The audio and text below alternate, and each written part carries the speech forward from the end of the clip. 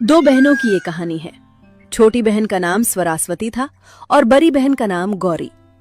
दोनों बहनों की शादी बहुत कम उम्र में ही कर दी गई थी। स्वरास्वती लक्ष्मी की सगी बेटी थी, इसलिए लक्ष्मी ने उसके लिए एक अमीर और अच्छे घर का लड़का देखकर उसकी शादी करा दी। लेकिन गौरी लक्ष्मी की सौतेली बेटी थी, इसी कारण उसके साथ हमेशा भेदभाव किया गया। लक्ष्मी ने गौरी की शादी एक गरीब घर के लड़के से कर दी। मां होते हुए भी लक्ष्मी के दिल में अपनी सौतेली बेटी के लिए वो ममता और अपनापन कभी नहीं रहा, और यही बात आगे चलकर दोनों बहनों की जिंदगी में बड़ा अंतर पैदा कर गई। तो बेटी स्वरास्वती, आज तू वापस अपने ससुराल चली जाएगी। तेरे जाने के बाद मुझे तेरी बहुत याद आएगी बेटी। अरे माँ, कोई बात नहीं। वैसे भी मैं आपके पास आती जाती रहूंगी, आप इतनी चिंता क्यों कर रही हैं? और फिर मैं अभी नहीं जा रही हूँ, शाम को आपके दामाद जी मुझे लेने आएंगे। वैसे माँ, इन्होंने मुझे अभी ही घर जाने को कहा था। उन्होंने बताया कि उन्हें काम पर जाना है, इसलिए मुझे अकेले ही जाने को कहा है। अरे गौरी, तुझे किसने रोक रखा है? जब तेरे पति ने तुझे जाने को कहा है तो चली जा। वैसे भी तू रहे या न रहे, मुझे कोई फर्क नहीं पड़ता। आखिर तू है ही तो एक लावारिश। माँ ने बिल्कुल सही कहा दीदी। वैसे भी आपके पति तो मजदूरी करते हैं, उस गरीब से भला क्या उम्मीद की जा सकती है? वो आपको लेने कैसे आ पाएंगे? बेहतर है आप अकेले ही चली जाइए। स्वरास्वती, तुम ऐसे मत कहो। वे भले ही मजदूरी करते हों, लेकिन मेरे दिल में वे बहुत अमीर हैं, तुम्हारे पति से भी कहीं ज्यादा। गौरी की इस बात में गहरा आत्मविश्वास झलक रहा था। ये सुनते ही लक्ष्मी को बहुत गुस्सा आ गया और उसने कठोर स्वर में कहा, तेरी जुबान आजकल बहुत चलने लगी है गौरी। तू मेरी बेटी से इस तरह बात कर रही है? अभी यहाँ से चली जा। तेरे पति तुझे लेने तो आएंगे नहीं, इसीलिए तू अकेले ही निकल जा, नहीं तो देर हो जाएगी। ठीक है माँ, मैं चलती हूँ। आप अपना और पिताजी का ख्याल रखना। गौरी ये कहकर अपने ससुराल की ओर निकल पड़ी।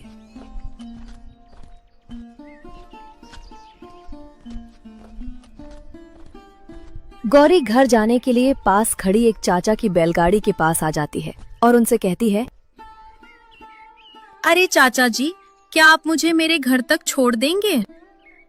अरे बेटी, मैं तो यहाँ लोगों को उनके लक्ष्य स्थान तक पहुंचाने के लिए ही खड़ा हूँ। वैसे बेटी, तुम्हारा घर यहाँ से कितनी दूर है? चाचा जी, मेरा घर ज्यादा दूर नहीं है। बाजार के उस पार पहुँचते ही मेरा घर आ जाएगा। तकरीबन आधे घंटे से थोड़ा पहले ही हम वहाँ पहुँच जाएंगे चाचा। अच्छा तो बेटी, चलो बैलगाड़ी में बैठ जाओ, मैं तुम्हें घर तक पहुंचा देता हूँ, और उसके बाद आज के लिए मैं भी अपने घर चला जाऊंगा। चाचा के ऐसा कहने पर गौरी बैलगाड़ी पर बैठ गई और चाचा ने भी बैलगाड़ी आगे बढ़ा दी। कुछ घंटे बाद रघुनाथ यानी सरस्वती और गौरी के पिता बाजार से घर लौट आए।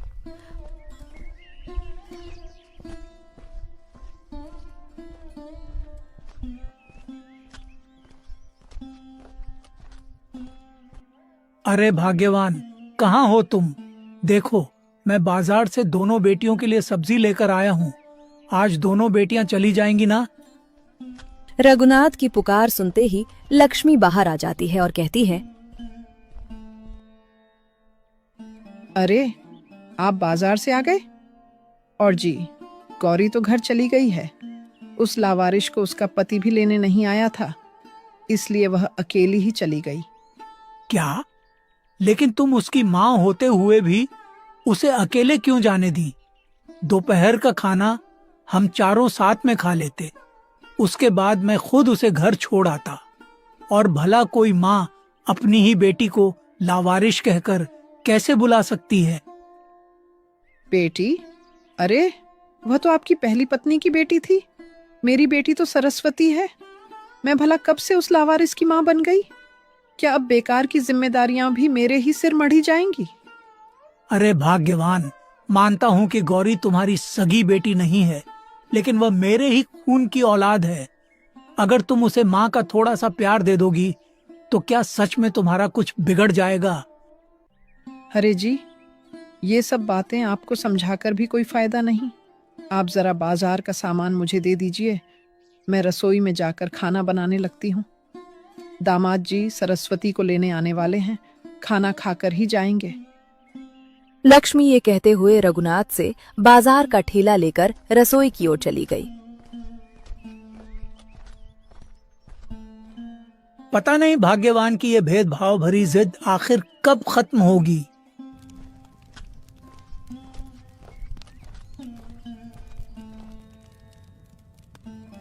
माँ, मैंने इनके लिए लड्डू बना लिए हैं और चावल भी चूल्हे पर चढ़ा दिए हैं। अब बस सब्जी बनानी बाकी है। पिताजी सब्जी लेकर आ गए हैं, तो चलो अब जल्दी से सब्जी भी बना लेते हैं।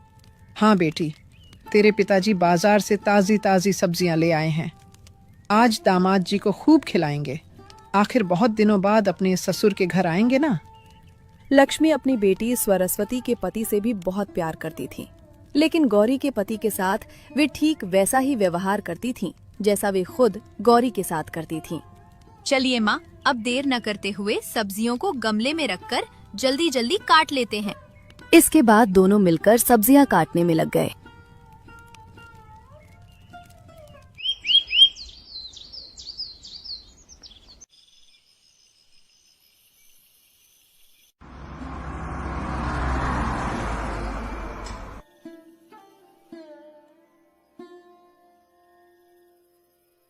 अरे रोहित बेटा, तुम तो शाम तक आने वाले थे, फिर इतनी देर कैसे हो गई? रास्ते में कहीं कोई तकलीफ तो नहीं हुई ना? अरे नहीं पिताजी, मुझे कोई तकलीफ नहीं हुई।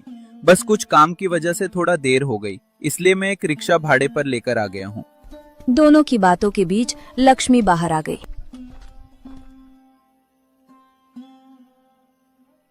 अरे दामाद जी, तुम आ गए, लेकिन इतनी देर कैसे हो गई बेटा? तुमने तो कहा था कि तुम शाम को आ जाओगे। माँ जी, काम की वजह से थोड़ा देर हो गई। वैसे आप कैसी है? और स्वरास्वती कहाँ है माँ जी? वो दिखाई नहीं दे रही। अरे बेटा, मैं ठीक हूँ और स्वरास्वती तुम्हारे लिए खाने का इंतजाम कर रही है। भाग्यवान, तुम भी जाकर स्वरास्वती की मदद कर दो, ताकि दोनों आराम से खाना खा लें और जल्दी घर के लिए रवाना हो सके, क्योंकि रात काफी हो चुकी है। रघुनाथ के ऐसा कहने के बाद लक्ष्मी रसोई की ओर चली गईं। कुछ समय बाद लक्ष्मी और स्वरास्वती खाना लेकर बाहर आ गईं। दामाद जी, आज तुम्हारे आने की खबर सुनकर तुम्हारे लिए ढेर सारा खाने का इंतजाम किया है बेटा, जी भर कर खाओ। आप लोगों का बहुत बहुत शुक्रिया माँ जी। लेकिन गौरी दीदी और उनके जीजा जी दिखाई नहीं दे रहे हैं। क्या वे दोनों नहीं आए? अपने पति की ये बात सुनकर स्वरास्वती गुस्सा हो जाती है और कहती है, अरे जी, इस समय उन लोगों के बारे में पूछने की क्या जरूरत है भला? आपके लिए माँ और मैंने इतने अच्छे से ढेर सारा खाने का इंतजाम किया है। आप पिताजी के साथ आराम से खाना खाइए। स्वरास्वती की ऐसी बातें सुनकर रघुनाथ के मन में गुस्सा तो आया, लेकिन रोहित के सामने उन्होंने अपना गुस्सा जाहिर नहीं होने दिया। बेटे रोहित, ये सब बातें छोड़ो और पहले खाना खा लो। तुम दोनों भी रसोई में जाकर खाना खा लेना। उसके बाद देर न करते हुए रोहित और स्वरास्वती घर के लिए रवाना हो जाएंगे, क्योंकि काफी देर हो चुकी है। रघुनाथ के ऐसा कहने पर किसी ने कुछ नहीं कहा। रोहित और रघुनाथ खाना खाने लगे। दूसरी तरफ लक्ष्मी और स्वरास्वती भी खाना खाने के लिए रसोई चली गईं। कुछ समय बाद रोहित और स्वरास्वती रिक्शे पर बैठकर घर की ओर चल पड़े।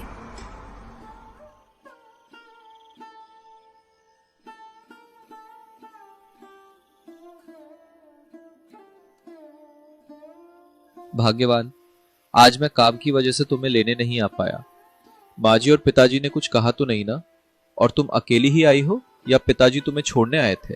नहीं जी, माँ जी और पिताजी ने कुछ भी नहीं कहा। मैं अकेली ही आ गई, क्योंकि उस समय पिताजी बाजार गए हुए थे।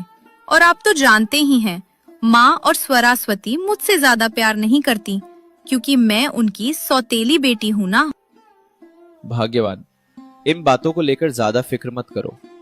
कभी न कभी अचानक कुछ ऐसा भी हो सकता है कि माँ जी और स्वरास्वती तुम्हें खुद अपना ले। और पिताजी तो तुमसे प्यार करते ही हैं।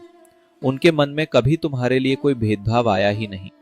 अपने पति नितिन की ये बातें सुनकर गौरी थोड़ी हैरान हो जाती है और कहती है, अरे जी, आप क्या कहना चाह रहे हैं?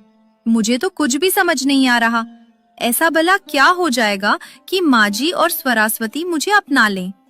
वे दोनों तो बचपन से ही मुझे ताने सुनाती आई हैं। अरे भाग्यवान, तुम कुछ ज्यादा ही सोच रही हो। इतना सोचने की कोई जरूरत नहीं है। कभी ना कभी सब ठीक हो ही जाएगा। और इन 2 दिनों में तुम घर पर नहीं थी, इसलिए घर का सामान भी खत्म हो गया है।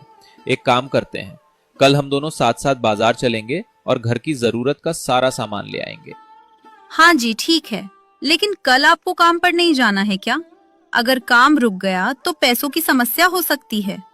नहीं भाग्यवान, कल कोई काम नहीं है। कल मैं पूरा दिन तुम्हारे साथ बिताऊंगा। इन 2 दिनों में तुम्हारी बहुत याद आ रही थी। अब तुम आ गई हो तो मुझे बहुत अच्छा लग रहा है। खैर, अभी वो सब बातें छोड़िए। आप दिन भर काम करके आए हैं, थक गए होंगे। मैंने खाना बना लिया है। चलिए पहले खाना खा लेते हैं, फिर सो जाते हैं। भले ही सौतेली माँ लक्ष्मी ने गौरी के साथ भेदभाव करते हुए उसकी शादी एक गरीब लड़के से करा दी, लेकिन नितिन बहुत अच्छा लड़का है।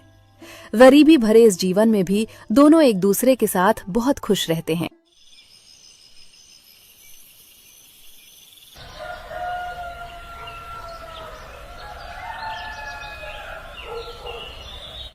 अगले दिन नितिन और गौरी साथ साथ बाजार खरीदारी करने आ गए।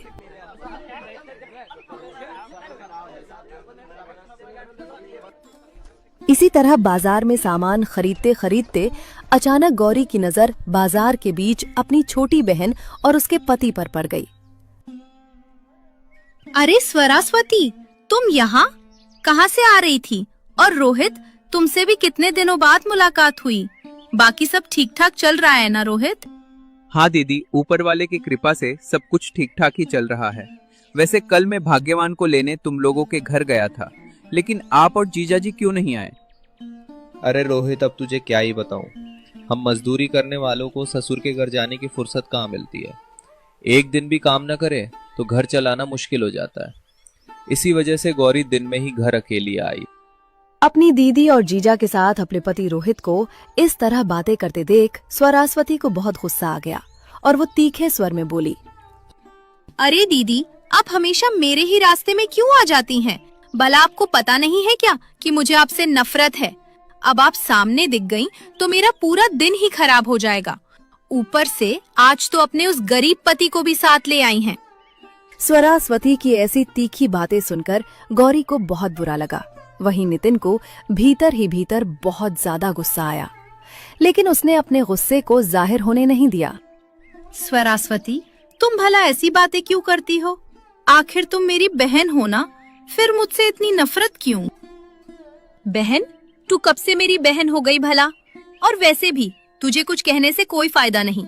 अभी यहाँ बाजार के बीच तमाशा मत खड़ा कर और हमें शांति से खरीदारी करने दे। स्वरास्वती की ये बातें सुनकर गौरी को बहुत बुरा लगा। उसने कुछ कहे बिना अपने पति के साथ वहां से जाना ही बेहतर समझा और उधर स्वरास्वती भी अपने पति के साथ अपने रास्ते चल दी। ऐसे ही जब गौरी और नितिन घर की ओर जा रहे थे, तभी रास्ते में अचानक गौरी की नजर उन चाचा पर पड़ गई जिनके साथ वो कल ही माँ के घर से अपने ससुराल आई थी। अरे चाचा जी, आप यहाँ? और चाचा जी, आप इस तरह उदास खड़े क्यों हैं? अरे बेटी, अब तुझे क्या ही बताऊं। जब से वो रिक्शा चलने लगा है ना, तब से बैलगाड़ी में जाने के लिए सवारी ही नहीं मिलती। आज तो अभी तक एक भी सवारी नहीं मिली। घर में थोड़ा सा भी राशन नहीं बचा है। यही सब सोचकर मन बहुत उदास हो गया है। अब हम जैसे गरीब लोग तो वो नया रिक्शा खरीद भी नहीं सकते। अरे भाग्यवान, ये चाचा कौन है? मैंने तो इन्हें पहचाना नहीं। अरे जी, कल जब मैं घर आ रही थी तब इन्हीं चाचा जी ने अपनी बैलगाड़ी में मुझे घर तक छोड़ दिया था। अच्छा, वैसे भाग्यवान, इनकी हालत देखकर मुझे बहुत बुरा लग रहा है। और जैसा इन्होंने बताया कि आज इनके घर में थोड़ा सा भी राशन नहीं है, तो क्यों ना हम जो सामान अपने घर के लिए लाए हैं उसमें से इन्हें दे दें। इससे इनकी मदद भी हो जाएगी और हमारे लिए थोड़ा सा सामान रख लेंगे। अरे जी, आपने तो बिल्कुल मेरे दिल की बात कह दी। चलिए, हम अपने सामान में से इन्हें कुछ सामान दे देते हैं। चाचा जी, क्या आपके पास ठेला है? आप हमारे सामान में से कुछ सामान ले लीजिए। हाँ बेटी, मेरी बैलगाड़ी में हमेशा एक ठेला रखा रहता है। चाचा जी के ऐसा कहने पर गौरी ने अपने ठेले से कुछ सामान निकाला और आदर पूर्वक चाचा जी को दे दिया। बेटी, तुम दोनों का दिल सच में बहुत बड़ा है। तुम दोनों का दिल से बहुत बहुत शुक्रिया। अगर आज तुम लोगों ने मेरी ये मदद न की होती तो शायद आज घर पर सभी को बिना खाए ही रहना पड़ता। तुम दोनों का एक बार फिर से बहुत बहुत धन्यवाद। अरे चाचा जी धन्यवाद की कोई जरूरत नहीं है, ये तो हमारा फर्ज है। वैसे चाचा जी अब हम चलते हैं, आप अपना ख्याल रखिए। ऐसा कहकर गौरी और नितिन अपने घर की ओर चल पड़े।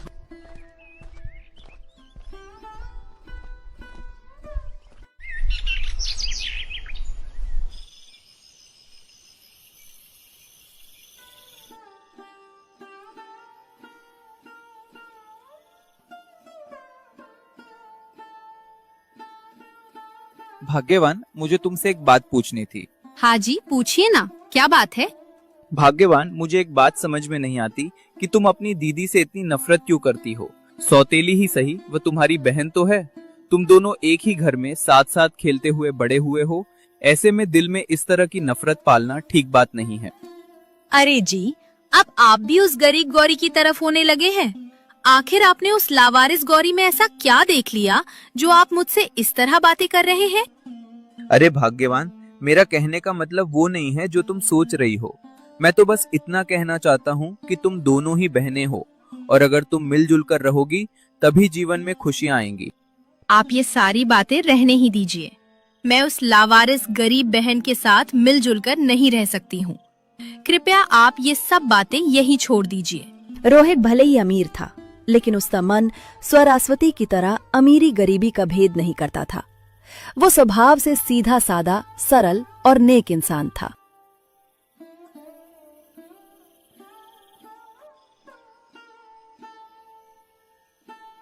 रघुनाथ अकेले चारपाई पर हाथ बांधे बैठे थे और मन ही मन खुद से बातें कर रहे थे। पता नहीं भाग्यवान और स्वरास्वती गौरी से क्यों इतना नफरत करती हैं। सौतेली हुआ तो क्या हुआ, वह भी इसी घर की बेटी है। आज जो मैंने बाजार जाते देखा उसके बाद तो स्वरास्वती ने हद ही कर दी। सबके सामने बाजार में अपनी दीदी से वैसा व्यवहार कौन करता है भला। अब ऐसे और नहीं चलेगा, मुझे नितिन से मिलकर अच्छे से बात करनी पड़ेगी। इसी तरह रघुनाथ जब खुद से बातें कर रही होती है तभी लक्ष्मी उनके पास आ जाती है और उनसे कहती है, अरे जी, ऐसे अकेले अकेले बैठकर इतना क्या सोच रहे हैं आप? नहीं भाग्यवान, कुछ नहीं। वैसे मैं सोच रहा हूँ कि कल एक बार गौरी के घर होकर आऊं। उस दिन भी बेटी गौरी मेरे पहुंचने से पहले ही चली गई थी, इसलिए उसे ठीक से मिल नहीं पाया। नितिन से भी मिले हुए बहुत दिन हो गए हैं, तो कल एक बार जाकर आऊंगा।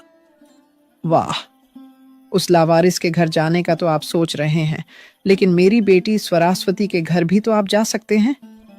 भाग्यवान, मुझे इस समय कोई बहस नहीं चाहिए। कुछ बातें दिमाग लगाकर भी सोचा करो। उस दिन मैंने स्वरास्वती और रोहित को खाना वाना खिलाकर अच्छे से घर के लिए रवाना किया था, लेकिन गौरी से जाते वक्त मिल भी नहीं पाया। खैर, ये सब तुम्हें कहकर भी कोई फायदा नहीं। अगर खाना बन गया हो तो चलो दोनों मिलकर खा लेते हैं। रघुनाथ के ऐसा कहने पर लक्ष्मी ने कुछ नहीं कहा और दोनों खाना खाने रसोई में चले गए।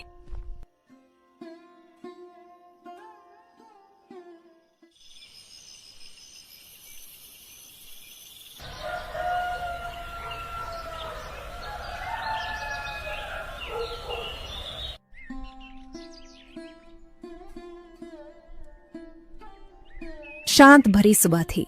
चारपाई पर नितिन बैठा हुआ था, उसके पास चाय का कप। तभी गौरी नितिन के पास आ जाती है।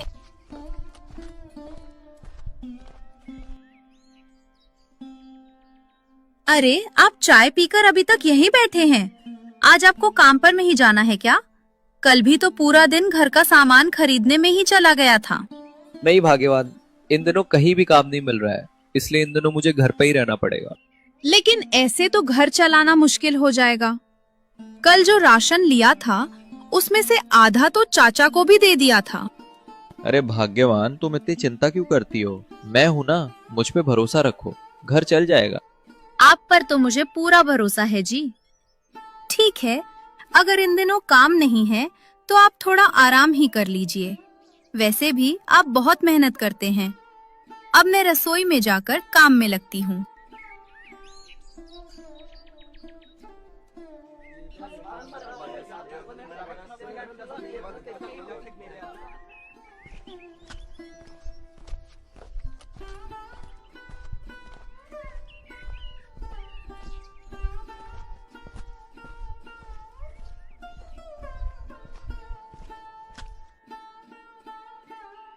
अरे पिताजी, आप ऐसे अचानक? हाँ नितिन बेटा, कुछ परिस्थितियां ऐसी बन गई कि अचानक आना पड़ा। वैसे गौरी बेटी कहाँ है? रघुनाथ के ऐसा कहते ही गौरी बाहर आ गई। अपने पिताजी को देखते ही वो खुशी से भर गई और बोली, अरे पिताजी, आप कब आए और माँ को साथ क्यों नहीं लेकर आए? वो बेटी, उस दिन तू मेरे घर पहुंचने से पहले ही चली आई थी तो तेरी बहुत याद आ रही थी, इसीलिए तुझे देखने आ गया। और रही बात तेरी माँ की, उनकी बात छोड़ो, मैं आया हूँ ना। वैसे आते आते तुम्हारे लिए बाजार से कुछ सामान भी लेकर आया हूँ। रघुनाथ ऐसा कहकर सामान का ठेला गौरी को दे देते हैं और फिर चारपाई पर बैठ जाते हैं। पिताजी, आप इनसे बातें कीजिए, मैं आप दोनों के लिए रसोई में जाकर चाय बनाती हूँ।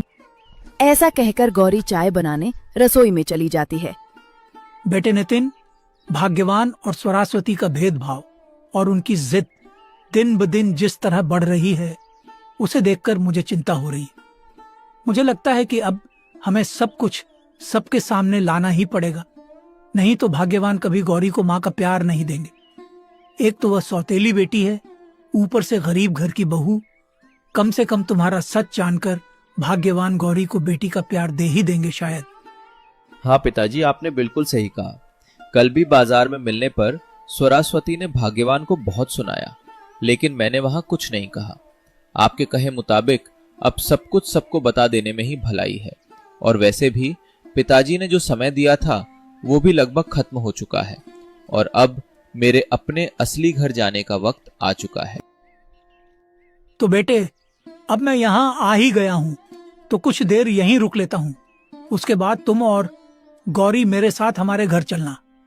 फिर वहीं पर हम स्वरास्वती और रोहित को भी बुला लेंगे और तुम्हारा असली सच सबके सामने रख देंगे। मेरा मन कहता है कि तुम्हारी सच्चाई जानकर सब हैरान रह जाएंगे और दूसरी ओर भाग्यवान व स्वरास्वती गौरी को भले ही अमीरी के लालच में ही सही अपना ही लेंगे। हाँ पिताजी, आपकी बात एकदम सही है। मैंने गौरी को बहुत करीब से देखा है। वो भले ही सबके सामने हंसती मुस्कुराती रहती है, लेकिन अपने मन में माँ और बहन के भेदभाव की जिद के कारण वो बहुत गहरा दुख लेकर बेचारी चुपचाप जी रही है। हाँ नितिन बेटे, मुझे सब पता है। गौरी बेटी को बचपन से ही इस भेदभाव भरी जिंदगी में जीना पड़ रहा है। इसी वजह से उस भेदभाव भरी शादी में भाग्यवान के घमंड को एक दिन तोड़ने के लिए मैंने तुम्हें देखकर गौरी की शादी कर दी। लेकिन अब समय आ गया है कि सारा सच सबके सामने आ जाए।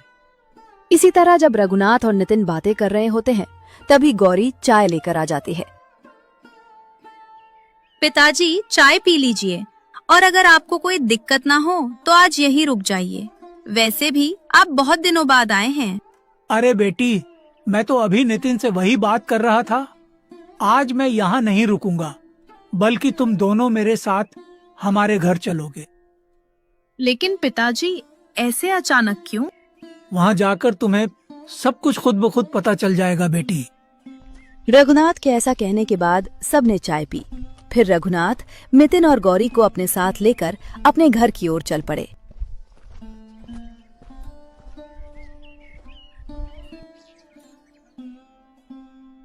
रघुनाथ ने स्वरास्वती और उसके पति को भी बुला लिया। पूरा परिवार एक साथ बैठा हुआ था। रघुनाथ हाथ बांधे गंभीर मुद्रा में बैठे थे। तभी लक्ष्मी ने बात शुरू करते हुए कहा, अरे जी, आपने ऐसे अचानक सबको क्यों बुला लिया? स्वरास्वती और रोहित को बुलाना तो ठीक था, लेकिन इन दोनों गरीबों को भी साथ क्यों ले आए? कहीं कुछ हुआ है क्या? हाँ भाग्यवान, अभी जो तुमने अपनी जुबान से कहा, इन दो गरीबों की बात, आज उसी पर फैसला होगा। यह फैसला सिर्फ इन गरीबों के ऊपर ही नहीं, बल्कि तुम्हारे अमीर दामाद और अपनी बेटी पर भी लागू होगा। अरे पिताजी, ये सब आप क्या कह रहे हैं? हमें तो कुछ भी समझ नहीं आ रहा। आप सीधे सीधे बताइए ना, आज इन गरीबों के बारे में ऐसा कौन सा फैसला होने वाला है? स्वरास्वती, तू अभी चुप ही रह। तुझे अपनी दीदी की इज्जत करना भी नहीं आता। बाजार के बीच जिस तरह तूने अपनी दीदी से वैसा व्यवहार किया, वो बिल्कुल गलत था। अभी तुम सब चुपचाप बैठे रहो।